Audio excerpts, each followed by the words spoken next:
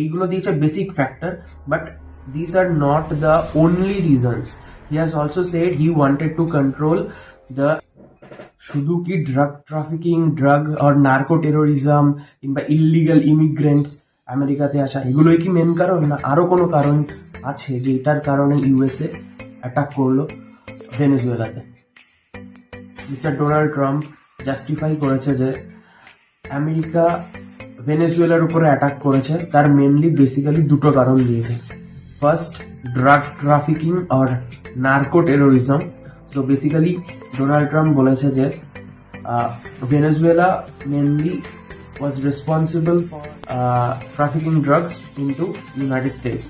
তো ফার্স্ট উনি এটা জাস্টিফিকেশন করছেন যে ভেনেজুয়েলার উপরে অ্যাটাক করছে কারণ ভেনেজুয়েলা অলরেডি আমেরিকার মধ্যে ড্রাগ পাচার করার জন্য একটা বড় একটা কান্ট্রি ছিল, যেটা আমেরিকাতে যত ড্রাগ, নার্কোটিক্স, টেরোরিজম হচ্ছে সেগুলো ভেনেজুয়েলার কারণে। ফার্স্ট জাস্টিফিকেশন এটা। সেকেন্ড জাস্টিফিকেশন দিয়েছে যে আমেরিকার মধ্যে যে ইলিগাল ইমিগ্রেন্টসরা আসছিল সেটা মেনলি আসছিল বিকজ অফ ভেনেজুয়েলা। ভেনেজুয়েলার যত সব অ্যাসাইলাম ছিল, যত সব প্রিজনার্স ছিল, টেররিস্ট ছিল, সেগুলো আমেরিকার মধ্যে এসে ইলিগালি ইমিগ্রেন্টসরা থাকছে। কোথা থেকে আসছে? ভেনেজুয়েলা থেকে। So basically this are the two reasons that mister Donald Trump has given on justifying his attack on Venezuela. So এই দুটো কারণ ডোনাল্ড ট্রাম্প মিডিয়াতে বলেছে, but what is the main reason? He has also said it in the media that he wanted or America wanted to control the oil reserves of Venezuela.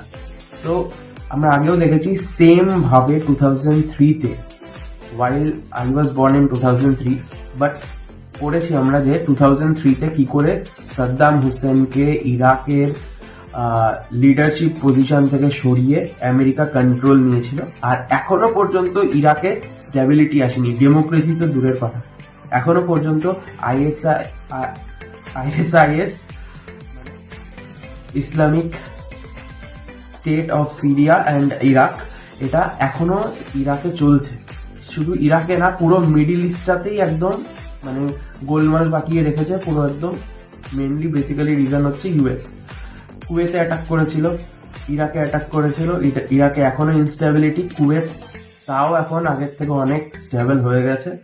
R Libya, যেটা গাদ্দাফিকে সরিয়েছিল, তো same process হিসাবে same ওখানেও oil ছিল বলে maximum top 3 countries আসে, যেটা হচ্ছে Iraq, Venezuela, Libya top 10 এর মধ্যে আসে, কুয়েত, এগুলো হচ্ছে one of the most richest oil reserves আছে এই কান্ট্রিগুলোতে।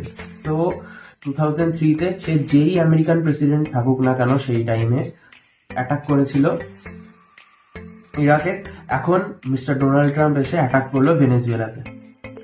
আগের প্রেসিডেন্টগুলো বলেছিল যে, আমেরিকান প্রেসিডেন্টগুলো বলেছিল যে আমরা ডেমোক্রেসি এস্টাবলিশ করতে চাই, ডিক্টেটরশিপ হাঁটাতে চাই, etcetera etcetera.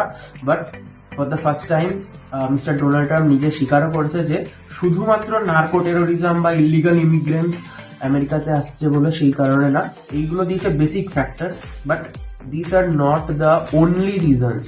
He has also said he wanted to control the oil reserves of Venezuela. So ভেনেজুয়েলার অয়েল রিজার্ভস কন্ট্রোল করার জন্য উনি অ্যাটাক করেছে। ভেনেজুয়েলাতে যে dictatorship, according to Donald Trump যে ডিক্টেটরশিপ ছিল, সেটা হচ্ছে সরানোর জন্য যে অয়েল রিজার্ভস গুলো মানে ইললিগালি বা লিগাল প্রসেস না ধরে বিক্রি করা হচ্ছিল, ভেনেজুয়েলা বিক্রি করছিল বাইরের কান্ট্রিতে। তো এটা হচ্ছে main allegation, third allegation main. তো এটা হচ্ছে প্রাইমারি রিজন হিসাবে ধরা হয়েছে। অবভিয়াসলি বিকজ যেখানেই অয়েল সেখানেই আমেরিকা আগেও অ্যাটাক করেছে, এখনো অ্যাটাক করলো। সো এটা হচ্ছে বেসিক প্রাইমারি রিজন কেন ভেনেজুয়েলার উপরে টার্গেট করলো আমেরিকা। যদি ইলিগাল ইমিগ্রেন্টস এর কথা বলা হয় কিংবা নার্কোটিক্স ড্রাগস এর কথা বলা হয়, তাহলে মেক্সিকো ইজ দ্য ক্লোজেস্ট নেবার of United states. And Mexico থেকে ভেনেজুয়েলা তো কত দূরে, সাউথ আমেরিকা, ল্যাটিন আমেরিকার একটা কান্ট্রি। মেক্সিকো বর্ডার শেয়ার করে, ল্যান্ড বর্ডার, ওয়াটার বর্ডার, সবকিছু শেয়ার করে ইউএস এর সাথে। মেক্সিকো কেন অ্যাটাক না করে ভেনেজুয়েলাকে অ্যাটাক করলো? তো কারণটা আশা করি তোমরা বুঝতে পেরেছো।